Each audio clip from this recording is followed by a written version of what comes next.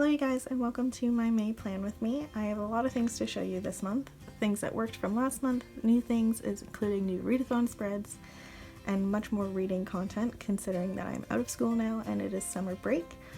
I'm very excited to get started on some more reading spreads. So some inspirations for this month's bullet journal setup are Monona from Little Wolf Reads, Chloe from Books with Chloe, and Caitlin from Caitlin's Corner. So without further ado, let's just get on into it. This is my title page for May. I wanted to keep it short, simple and sweet, same as last month in April, and just have the wreath around the month day, or the wreath around the month, and then a small month at a glance at the bottom as well, just so I can see some standard days for this month. Moving on to my monthly spread, I decided to do a calendar layout same as I did last week with the irregular shaped boxes spanning the entire month. I like to write in any appointments or events or anything like that on a monthly calendar just so I can have it all in one spot and I can see it all at the same time as opposed to a weekly spread. This is just the way that it works for me, so right now I have some events put in already, including my dentist appointment, Victoria Day, which is a long weekend here in Canada, and then the 24-hour readathon that is set for Sailor Moonathon. I'm on Team Venus, and so we were planning on doing a 24-hour readathon on the 18th of May. Moving on to some of my trackers. On the left I have my sleep tracker, which goes from the 1st to the 31st of the month down the y-axis, and then across the x-axis are the hours that I typically sleep at. I don't normally sleep as early as 8 o'clock, but I wanted to give it to me just in case because I'm going to be starting up at my summer job, which is really grueling, and I might fall asleep that early. But this worked for me really well last month. Showed me all the times that or the patterns of my sleep, which was really regular, so hopefully I can get that back on track. On the right here is my habit tracker. I just use this to track typical things that I want to try and do every single day. There are a few things that I really failed at last month, including flossing, which was really bad. And then working out. I didn't work out nearly as much as I wanted to. But again, summer's here, so I should be able to. But the things that I'm going to be tracking are water, flossing, reading, workouts, movement, like getting out and doing something for more than just 30 seconds, eating well, no spending, and taking my pills. I decided to forego using labeling every single day just because it was unnecessary. It's much easier for me to try and do it this way. This way works for me, so. Moving on to my workout and my video planner. For the left on the workout planner, this worked out really well for me last time, but I gave myself a bit more room at the bottom this time to write out my workouts. Again, I'm going to be working full time, so I don't know how often I'm going to be able to work out, but I'm going to track it much better here.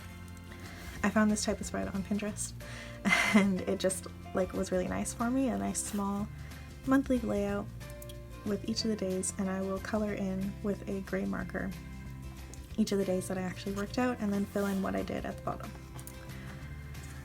On the right with my video planner, same thing as last time, but I am going to be trying to stick to it a little bit better. I've just got each of the days that I'm planning on uploading set aside. They each have their own little section, and then I'm just going to be writing in what I plan on uploading for that day. So here's a little sneak peek for the next couple videos, I guess.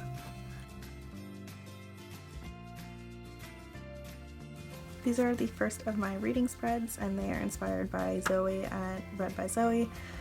I watched her Owls readathon spread, and she showed a bit of her bullet journal, and in there she had two lists that were helpful for making her videos. The first was a currently reading list, where as soon as she starts a book that month, she writes it down, and then she can check it off or move it, alternate it, cancel it, that kind of thing, typical to a bullet journal. Just so you can keep track of books that you've started and then books that you finished. And then on the right, I've got a book hauls page where I'm going to write down every book that I get in the month of May to make making my book hauls a little bit more cohesive. Moving on to my reading logs. On the left, I've got a daily pages log where I'm going to be writing in a little bar graph on how many pages I've read each day and then totaling it up at the end, so that I can keep track of which days I've been reading and how much. And on the right is my reading log, so I'm going to be writing down every book that I finish in the month of May as I finish them along the side, along with the rating.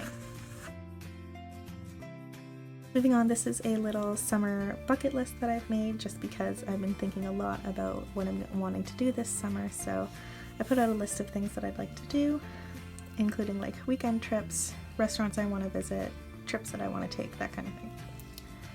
And then on the right, I just added these two sections today, so there's no like time lapse of me doing it because I just did it kind of on a whim. But I'm going to be participating in 2 readathons this month.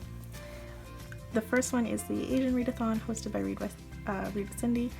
This readathon is just celebrating Asian and works and Asian authors and Asian characters, so it's a bit of a shorter readathon. It goes from May 1st to 31st, but there aren't nearly as many prompts, so I think it's doable, and I really want to try and read a little bit more Asian literature because I've really been enjoying the stuff that I've been reading lately.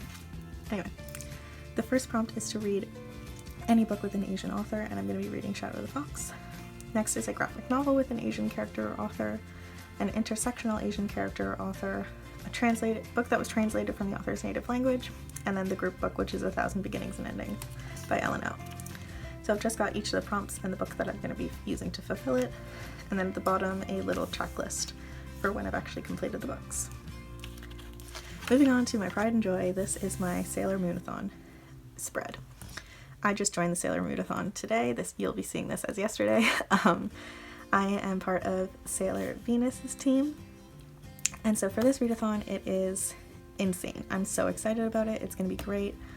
I've joined a great team with a great team book, and I'm really excited about it.